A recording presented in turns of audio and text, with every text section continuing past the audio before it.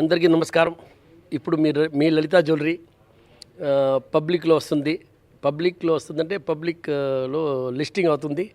So ఇప్పుడు మీకు చెప్పాలంటే ఈ ఆగస్ట్ 14వ తేదీ యాంకర్ ఇన్వెస్ట్మెంట్, 15వ తేదీ ఏం లేదు, 16వ తేదీ ఏం లేదు, 17వ తేదీ market open.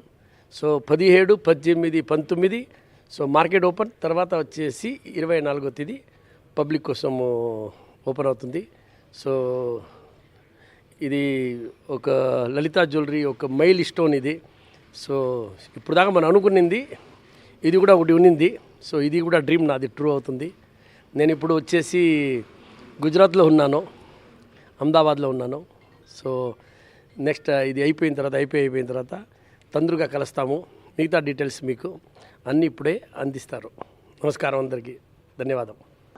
Lalita Jewelry Mart Limited launches an initial public offer of equity shares of face value of 5 rupees each in the price band of 190 rupees to 201 rupees per equity share.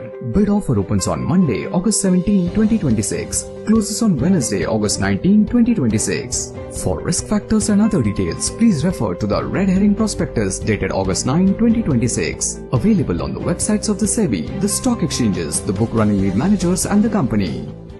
అందరికీ నమస్కారం. బంగారం ప్రియులకు మరియు ఇన్వెస్టర్లకు ఒక ముఖ్యమైన update. దక్షిణాదిలో ప్రముఖ ఆభరణాల సంస్థ లలితా జ్యువెలరీ పెట్టుబడి పెట్టే ముందు తన భారీ ఐపీఓతో స్టాక్ మార్కెట్లోకి అడుగు పెడతామండి. కీలక వివరాలు. ఈ ఐపీఓ మొత్తం విలువ 1700 కోట్లు. ఇందులో ఫ్రెష్ ఇష్యూ 1200 కోట్ల రూపాయలు. ప్రమోటర్ ఎం కిరణ్ కుమార్ జైన్ ద్వారా 500 కోట్ల ఆఫర్ ఫర్ సేల్ ఉంది.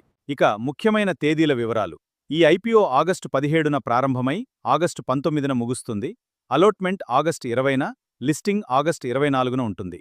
ఇక పెట్టుబడి వివరాలు. ప్రైస్ బాండ్ రూ. 190 నుండి రూ. 201గా ఉంది. లాట్ సైజ్ 74 షేర్లు. కనీస పెట్టుబడి 14,874. షేర్ ఫేస్ వాల్యూ రూ. 5. ఈ ఐపీఓ ద్వారా సేకరించిన నిధులను కంపెనీ ప్రధానంగా 10 కొత్త స్టోర్ల ఏర్పాటుకు, వర్కింగ్ క్యాపిటల్ అవసరాల కోసం ఉపయోగించనుంది. ఇన్వెస్టర్లు ఈ ఐపీఓ కోసం సిద్ధంగా ఉండండి. మార్కెట్ సెంటిమెంట్ను బట్టి గ్రే మార్కెట్ ప్రీమియంని ఫాలో అవ్వండి. గమని కేవలం సమాచారం కోసం మాత్రమే. స్టాక్ మార్కెట్ పెట్టుబడులు రిస్క్తో కూడుకున్నవి.